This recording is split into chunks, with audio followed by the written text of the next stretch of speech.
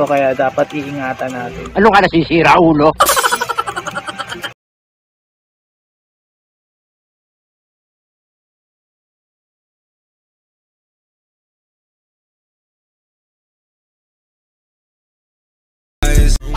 Hi guys, welcome to my YouTube channel. Ngayon, tuturuan ko kayo paano mag-edit ng KineMaster ng parang kay Chooks TV. So, ganito yon guys.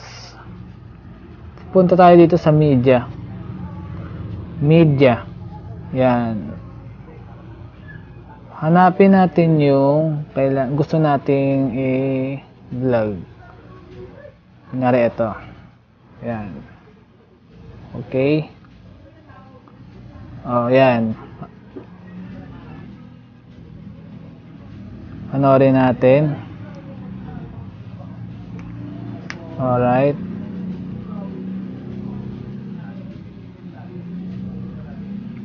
Oh, sige. Ginagawa mo. Kunyari sa part na to, lalagyan na, punta tayo sa layer. Punta tayo sa media.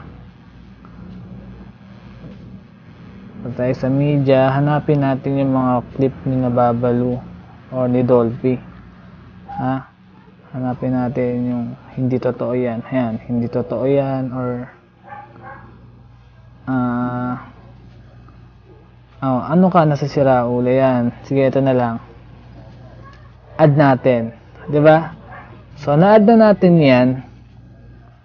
Ang gagawin natin diyan, highlight natin yan. Tapos, patasin natin yung sounds. Then, ika-crop natin. Hindi pala. Ika-crop natin siya. Kasi malaki yan, di ba? Cropping. Pati sa cropping. Siyempre, dapat liitan natin siya. Yung parang kay Chooks, maliit lang. Yan. Tapos, saka natin siya i-takay ng konti. Tapos, i-bend natin. Yan. Di ba? Lagay natin dito or kahit saan nyo gusto. Tapos may animation, kung ano gusto nyo. Pop. Yan, pop. Di ba pop lagi kay Chooks? So ngayon, okay na. Ayun, so ganyan lang. Pag pinili natin yan hanggang dito, lalabas na yan, oh. Pero hindi pa yan. Ayan lang yung clip. Paano pag sinabi natin gusto nyong huminto? Dapat nakahinto. Okay, kasi gumagalaw. Ngayon, ito yung technique ng pag-edit ko. Sige, lagay natin dito.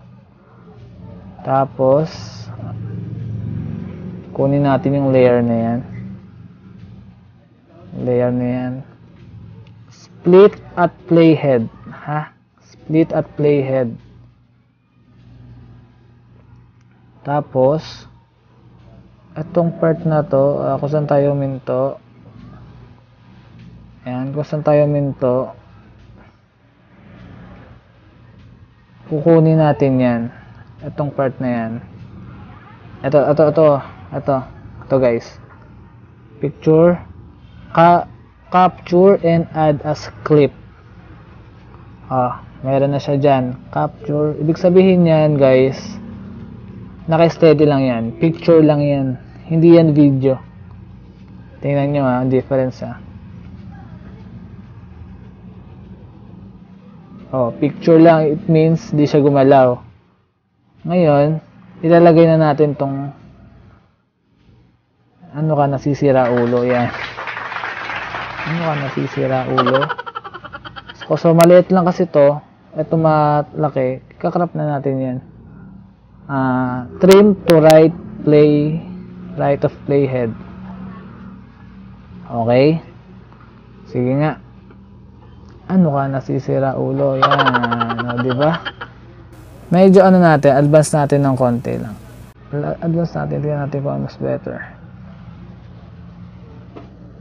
Yan. Advance lang na natin ng konti. Tapos, lagyan natin ng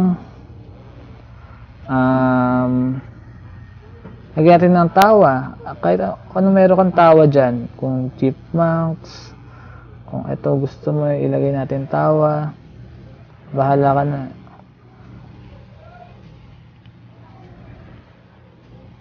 Oh, yan, 'di ba? So yun guys, ganyan lang. Tapos pag gusto mo pa marami ka maglagay ng dito, ganyan lang gawin nyo. Split at playhead. Magsimula ka dito, capture mo tong clip na yan. Tapos mag-add ka ng layer, media,